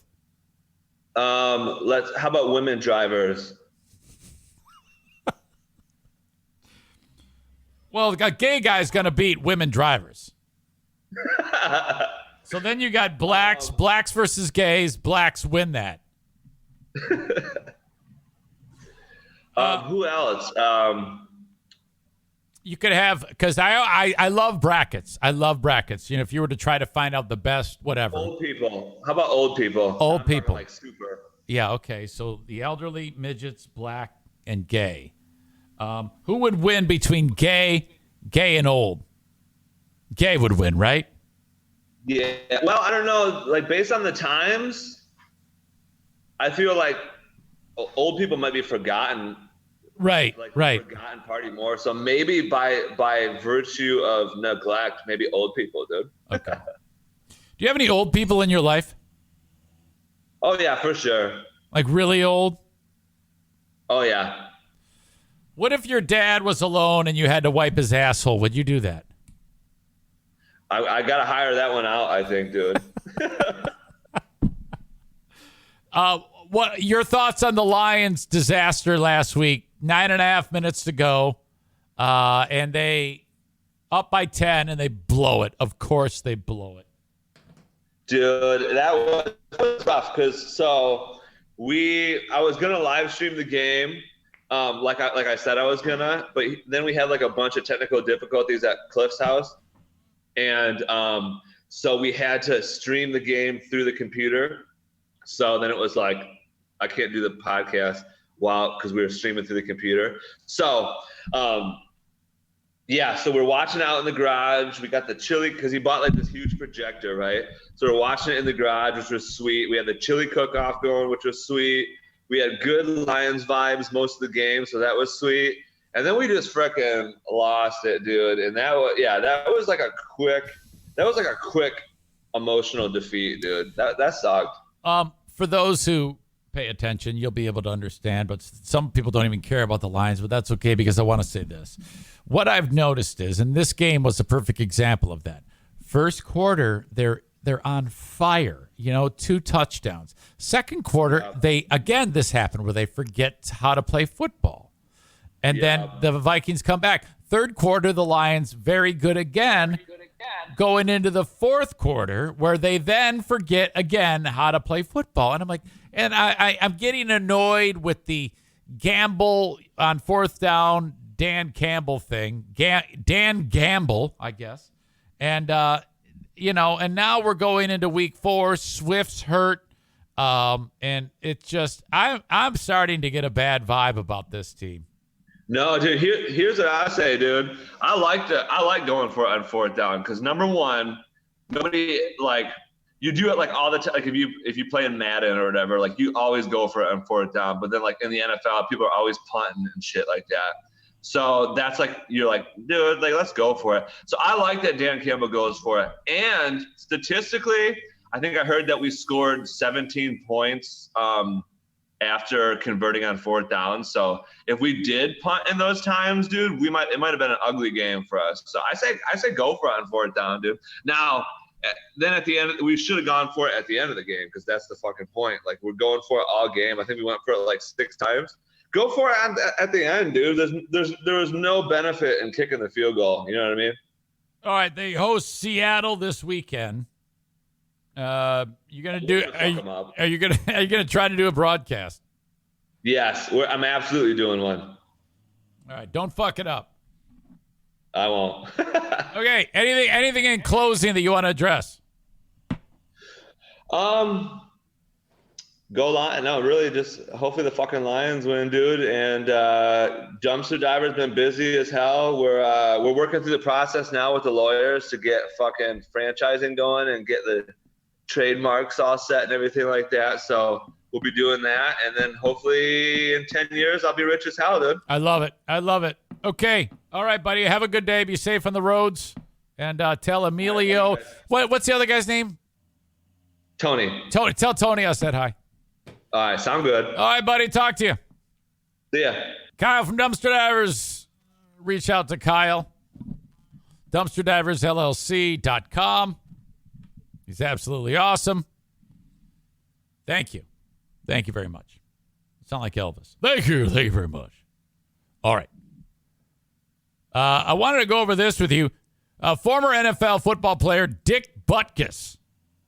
Some of you might not know who that is, and that's kind of a bummer.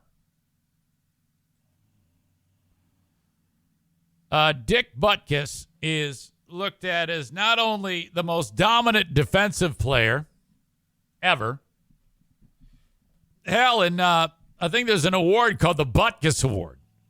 Butkus, Butkus, B-U-T-K-U-S, Dick Butkus, which is the name of a guy who's going to kick your ass. That's a great name for a guy who's just a tough son of a bitch. The dude played his whole career with the Chicago Bears. Oh, my God. And so not only is he looked at as the greatest defensive player as a linebacker, he was known as the monster of the Midway for the Bears. He's also looked at as just being the greatest football player ever. People have said Dick Butkus is arguably the greatest football player ever from a bygone era. So you're talking about a dude in the 60s and 70s. Now, I'm going somewhere with this because he recently was just put into to be in charge for a period of time. The Chicago Bears Twitter feed, where they said, Dick, we're gonna make you you can do whatever you want. You're in charge of the Twitter feed, because he's pretty active on Twitter for an older guy. He's in his 70s. This turns hilariously. But so audio check, video check. This is video though of how fucking devastating this guy was. Now, I want you to pay attention, because nearly every one of these just tackles that he's making, you'd get flagged for today. He's so brutal and vicious in his tackling that the way he tackles people, he whips them to the ground. And he leads with his head on every one of these. That's the way they tackled back then. Audio check, video check. Here we go. Look at him. He's all happy. His head is way too big for that helmet. His face is almost like pushed up against that face mask. Oh. You'll notice the way he squares up the running back or whoever he's tackling and how big his shoulder pads are. He just hits like a hammer. Look at that. Leading with his head right in the guy's back.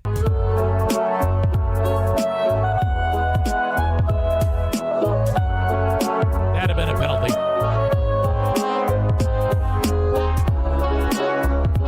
I love the way this guy will grab you by the head, wrap you up, and whip you down. Look at this. He rides his head right into the ground.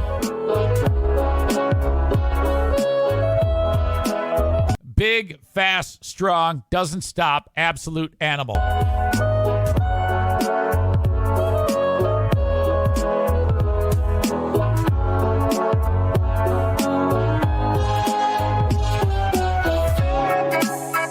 Look at that. He's getting blocked, shoves that fucker out of the way, grabs this dude, and just whips him down.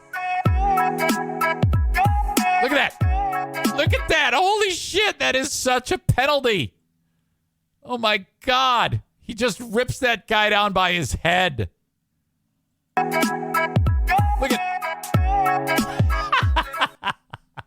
No flag. The NFL was way different. Look at... Oh! That's a flag now. Dropping back in pass coverage. Picks it off. Now he's like, get the fuck out of my way. Oh! Oh! Oh!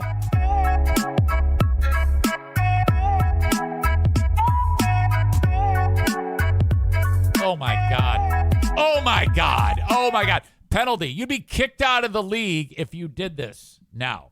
Okay? That's what Bob writes, too. Every one of those plays gets a flag now. The NFL is way different. All right? Now, perhaps if those rules were, if it was still okay to do that, you wouldn't, you'd have players that were just as devastating. But it was absolutely a different game. So this is what happens, though, when you let 70-year-old guy in charge of your Twitter feed. And here he is. Look at him now. Oh, my God. Getting old is such a bitch. Holy shit. You would never know that this guy is considered to be one of the most devastating NFL defensive players that has ever existed. Audio check, video check. Okay, so the first thing that he does, because the Bears are like, we need you to go and engage the fans, all right? We want you to have fun with our Twitter feed. So what does he do? He presses go live and then puts the phone in his pocket.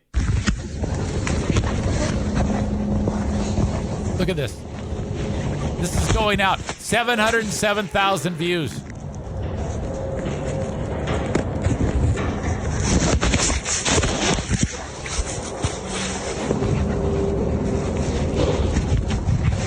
Oh, my God. How I know this is small for you on your screen, but still, you're not really seeing anything. Butkus would then... Butkus engages the fans. He then would reveal himself with a proper video while standing inside Hallis Hall, the Bears headquarters. Okay. Now, I actually give him credit. If you're this old and you're still able to manage to do it, and I like how they make him do it on his own. It's a very Chicago Bears thing to do. Yeah, well, guess where I'm at. Here, give me a picture of myself with the number. Of course, it's backwards. I understand that. I'm new at this. I think at Hallis Hall, there's a number 51, his number that they retired, and all he wants to do is stand next to it, and it's all fucked up. Say anything, but I just got their Twitter account password, so I'm doing this. That's a very Midwest way to say password. Password. That is Chicago. Holy shit. Don't say anything, but I just got their Twitter account password, so I'm doing this.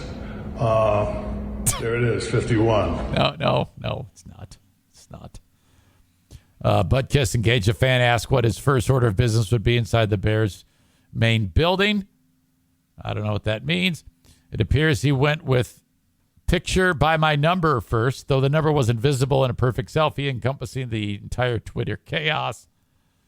Oh, poor guy. So not long after, Butkus tweeted a note that he had made a mistake and wasn't sure how to delete it. He realized that the one video was like in his pocket. So he tweets out, I don't know how to delete it. I'm guessing some of you that are watching this show right now get this feeling when I'm doing my show.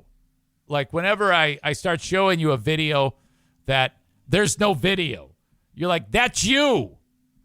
You're the one doing that, except you're not in your 70s. So he tweeted out, oops, didn't mean to do that. Not sure how to delete on the Bears Twitter feed. And then finally, someone takes a nice picture of him in front of his number at Hallis Hall. How are the Bears 2-1 and the Lions are 1-2? That's the question. By the way, DeAndre Swift out this week. If you have him in fantasy football, you should make the adjustment. I'm taking on Ben Glaze in fantasy football this week. Excited about that. All right. Off we go. Okay. Where am I now? I feel like I'm doing a Dick Butkus. Are you guys familiar with a TV show called The Try Guys? I guess it's a YouTube show, The Try Guys. I hadn't heard of The Try Guys until this story about Ned Fulmer. Ned is one of the Try Guys. They are a viral YouTube comedy troupe that they basically try shit, I guess. Maybe an amusement park ride or a trend or something like that, and people love it. There's like millions of people who follow these guys. I had no idea who they were, but a lot of people do know who they are. In case you don't know, I've never seen or heard of the Try Guys. Okay? These are the Try Guys. All right? Left to right. This is Ned Fulmer right here. He's the one that's in trouble. I don't know this guy's name. But this one here stands out as one of the Try Guys. And this person may be identified later in life as not a guy, or may be offended if this person is called a guy. And I'm basing that on take a look. Oh boy. I don't even want to go and try to unpack gender these days. It is a very, very tricky business to be in, to be sure. Every day, gender gets more confusing. It's probably a safe bet to stay away, because folks who are going through a gender metamorphosis, they have the power. They used to not have the power, and they're getting it right now.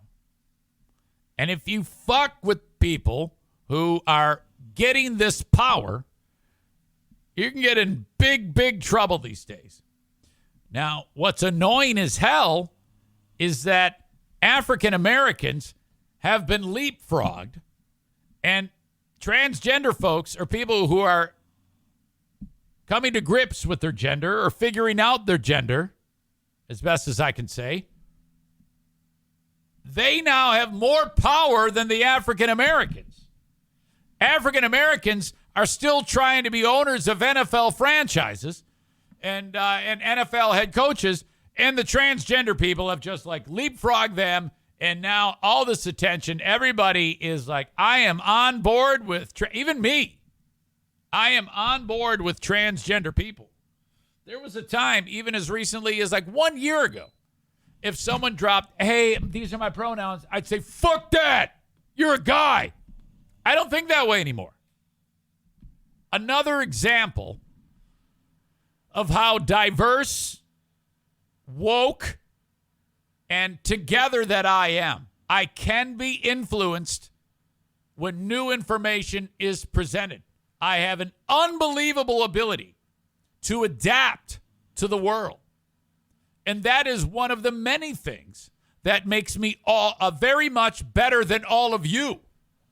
Okay? So when I see one of the Try Guys looking, let's just say it, like a lady, but with a full beard and mustache, that's okay. I love that. It also helps that I'm, as we've talked about before, a little gay. I'm very effeminate when I want to be, and a little gay. And you see, that all adds to the big picture of what is your old pal Eric Zane. Stevie says, hold on. Stevie says, hey, honey, how you doing? Then she says, you're opening your mind, and I love seeing it. Hey, honey, how you doing? Aram says, it doesn't even have to be new information. Sometimes Eric just finds out from someone that he was wrong. And then he goes, I'm talking about me now. Huh. I see your point. You're right. Now, I won't do that with any of the Deniacs. That will never happen. But anyway. Okay, problem though. Ned there, the dude on the opposite, the guy who's looks like a lady, he cheated on his wife. And man, everybody is killing this guy. It's over. They fired him from the Try Guys. Ned was discovered, someone who loves the Try Guys saw him at a restaurant making out with some babe. And they took a picture of it and sent it to Ned's wife. Holy shit. Just like a person who follows the show. Now, if you're Ned, you got to understand, you're really rolling the dice. If you're going to cheat on your wife, you got to go old school, man. You got to go no-tell motel, and you got to keep this on the down low with the mistress. You can't be out like the other guy in the Try Guys is. You got to be in the closet if you're having an affair. None of this go out and about and just make out with chicks, you idiot. Well, Ned got popped. And the Try Guys said, enough. You're done. You are no longer part of the organization. He's been canceled by his crew. Ned wrote, family should have always been my priority, but I lost focus and I had a consensual workplace relationship. You can't do that these days. You see that guy who's the coach of the Celtics? He's out for a year.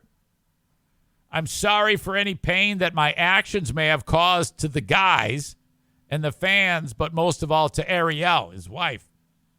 The only thing that matters now is my marriage and my children, and that's where I'm going to focus my attention. Okay.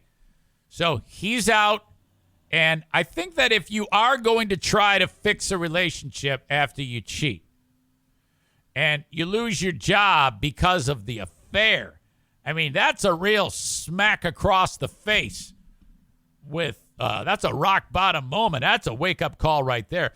The group confirmed that Fulmer is no longer with the Try Guys as a result of a thorough internal review. We do not see a path forward together. They said in a statement, we thank you for your support as we navigate this change. Oh my God. So that's it. They said goodbye. The news came hours after photos on Reddit showed Ned Fulmer kissing his colleague Alexandria Herring in a bar. Woo! What a mess. Someone said, Try Guy tries adultery. Oh.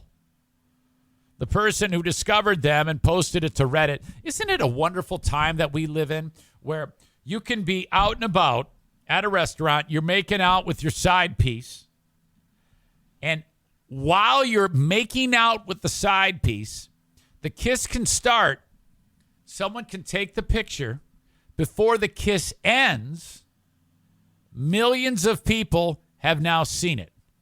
What the fuck? If you describe that to someone in 1975, they'd have you committed. Holy shit. Quote, they weren't even trying to be private, said the Reddit user. The entire time they were making out. And that's a little weird in the first place. I hate PDAs, public displays of affection. I even get kind of worn out when I see people holding hands.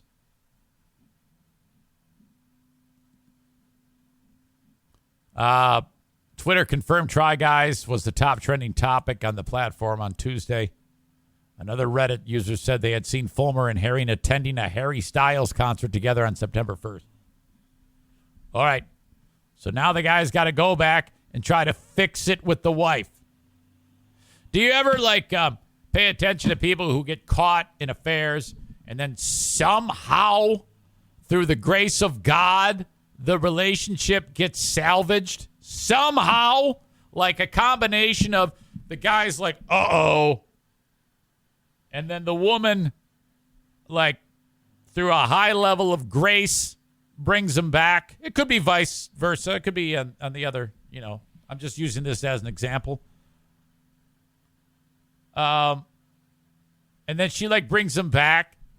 Now, if he doesn't fuck up again, he doesn't do that again, and they put it in the rearview mirror and they fix it. I always admire those stories. I don't admire when it keeps happening, Oh, yeah, we're trying to fix it. And then the guy keeps going back to the affair, does it all over again with another chick. Shaquille O'Neal was just talking about that. He said, hey, I'm not going to indict the coach of the Celtics. I'm not going to indict Adam Levine because I did the same thing. No, Shaq, you can indict because you're admitting it. You admitted that you did those things. I honestly sometimes feel bad for people who are the cheaters because that's fucking tricky. I understand. I understand I can just picture myself. I can picture all of that. That seems very difficult. Affairs of the heart. Super easy to say, you piece of shit. And it's true. It is. It is true. You can still fix it, for God's sake. So anyway, dude, Ned is out at the Try Guys. Fuck that. And now everybody who watches them is pissed off. Did John Mulaney do this? I saw there was something in the article about John Mulaney. Did John Mulaney just get involved in or implicated in an affair? I know that the coach of the Celtics, Adam Levine, and now Ned Fulmer from the Try Guys. Did John Mulaney cheat on Anna Marie Tendler with Olivia Munn? Now, that's way back. That's like a year ago.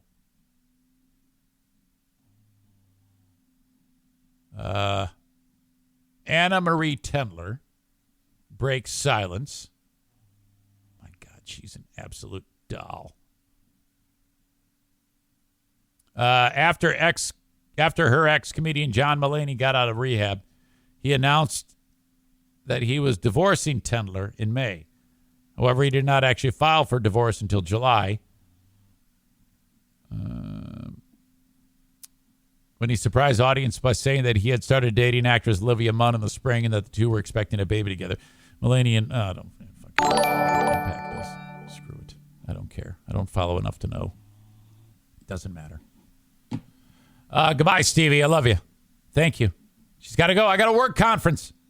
Have a good day. Stay safe. Of course. Kenny says, let me tell you what really happens. Take a piece of paper and crumple it up. Now try to flatten it out. Look at it. That's what cheating does to a relationship. Taken from experience. This man has lived it. He has lived it more than once. He's been through the ringer. What's wrong? Do you have like a pin or something? Do you have a small penis? And then when they're like, look, I'm tired of this tiny dick. I need a new one. Is that what's happening? I'm totally kidding. Come on. How big's your penis? Is it your penis that's causing these issues? Hey, Siri. Mm-hmm. Call High Maintenance Kenny on speaker. Calling High Maintenance Kenny on speaker.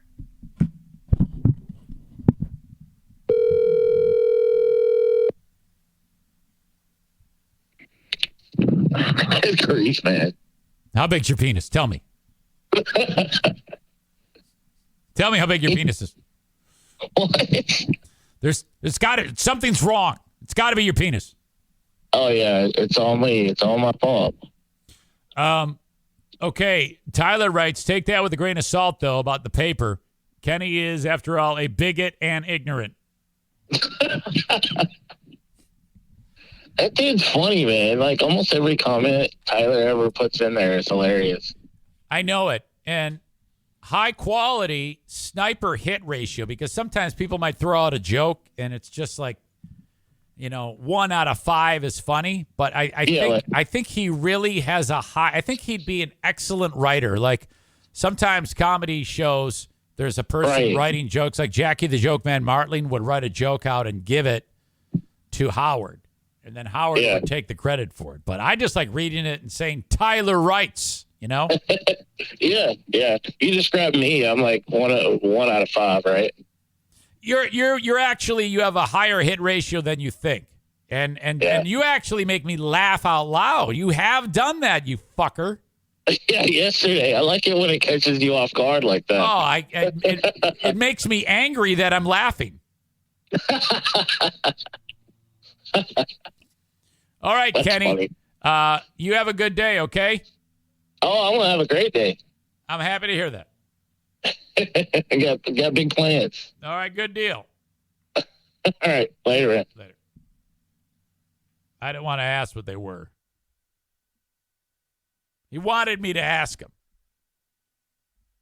Not going to do it. Not asking. I don't care. I don't care about you. All I care about is your penis. Let me see your penis. Send me a dick pic. Advertise with the Eric Zane Show Podcast. You can do that by sending me an email, and I'll tell you how it works. Send it on the Shoreline or Striping inbox, Eric at ericzaneshow.com. We have the asshole of the day in moments. If you have any suggestions, please leave them in the chat. Before we get to that, though, hello to Irvine's Auto Repair, Grand Rapids Hybrid and EV. 616-532-6600. A trusted source for getting your domestic, Asian, or European vehicles repaired. Occasionally, I have to park and explain to you audience members that domestic means Chevrolet, Ford, Dodge, Chrysler, American-made companies. That's what domestic means. I actually got into a scenario the other day where after years of saying domestic, Asian, European, everything but Volkswagen, I had someone say, Stevie. Hey, honey, how you doing? Oh, I got a Chevrolet. You don't fix those, do you? Hey, honey, how you doing? And then when I pointed out, she said, oh, that was a misunderstanding. No, that was a Joe Biden gaffe. Hey, honey, how you doing? Fuck you, Eric. 616-532-6600. Get your vehicles repaired at Irvine's. Find them online, irvines.com. And when it's ER vines.com.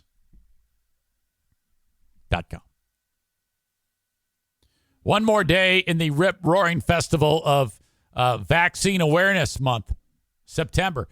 Today and tomorrow, Kent County Health Department, let me try that again. Kent County Health Department reminds you that if you have little ones that are not immunized from measles, mumps, rubella, whooping cough, pertussis, meningitis, holy cow, what are you doing?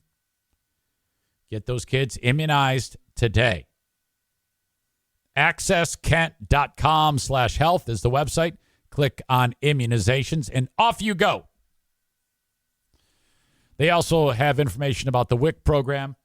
If money's a little tight and the family is hungry, utilize the WIC program. You pay for it your whole life. You might as well engage them and use it. I have T-shirts at ericzaneshow.com. Check them out. Pick one out and buy it. And then mail it back to me when you get butthurt. I have a new theory about who sent the T-shirt and bobblehead back. I now am theorizing that it is John and Jennison. Pellerito was like, idiot, you should just go back and see who bought those T-shirts. That's the first thing I did, actually. I don't have that access. And the only reason, I had suspected it was Mike, but I didn't say it was Mike until Mike said I did that. And then the cop who was investigating it, he said, I pointed that out to him. I go, what are we going to do about this? He goes, well, I'm going to call him. So Mike put himself into that spot by jokingly admitting that. I actually don't believe Mike did it anymore. Because of, honestly, the reasons Mike said made sense. I mean, Mike's an asshole, but what he said does make sense. So I now think it was John and Jennison who did that. He's also super dramatic. They're all super dramatic. But anyway, I want to fight John too, and Pellerito. So they all can line up ringside one at a time. I will fight all of them until I kick all their asses or they knock me out. One or the other. Let's do it. Charity event. Each combatant has to put up $10,000 to go to the AT Children's Project. And you may not fight if I get knocked out. So we can raise a ton of money. I'll let you dumbasses come up with whether or not you're going to do it. Let me know, and I will fight you. Otherwise, shut up. I especially want to kick the ass of all those women. They need a boxing match in their life. Thank you to Blue Frost IT, the managed IT service provider for the Eric Zane Show podcast. If you and your small or medium-sized business needs to upgrade your tech, think about Blue Frost. 616-200-8550. Reach out, and they will schedule a 30-minute complimentary consultation.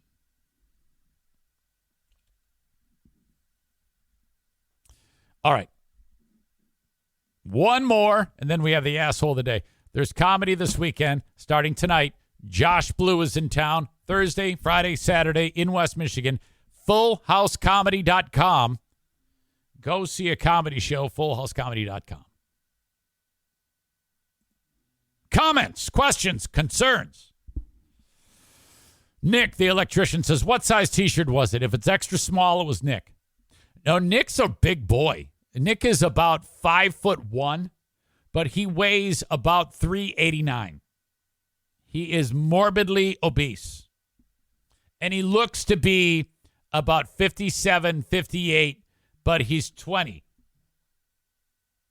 He's despicable. He's going to be dead by the time he's 23, my God.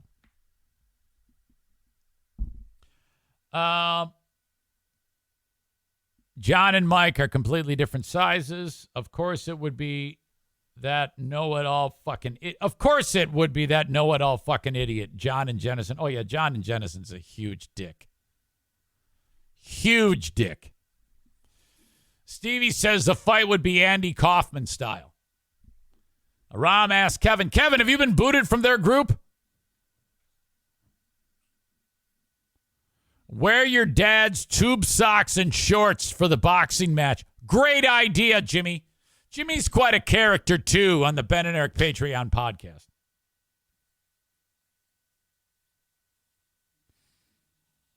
All right. Wait a minute. Kevin, have you been booted from their group? And then Aram says, wow, he mentioned my name behind my back, and I have never mentioned his. I don't know what you mean by that. What are you talking about? I'm clueless. Okay, let's do the asshole of the day, because I got to pee again. Yesterday, it was Sweet Kate for destroying all the treadmills.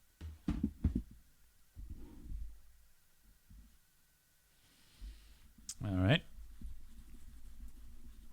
Do you think when, what's her name? God, what the fuck is her name again? The lady I gave the flooring to. Her name isn't Kate. What is her name? Lisa. Do you think when Lisa goes in to Lady Jane's Haircuts for Men to get the Karen, she just holds up a picture of Kate Gosselin and says, I want to look like this. And they go, we don't do the Karen. You have to go to Sport Clips. All right, I'm going. I'll spend my money elsewhere. Hurricane destroys Florida. Joe Biden. Oh, no.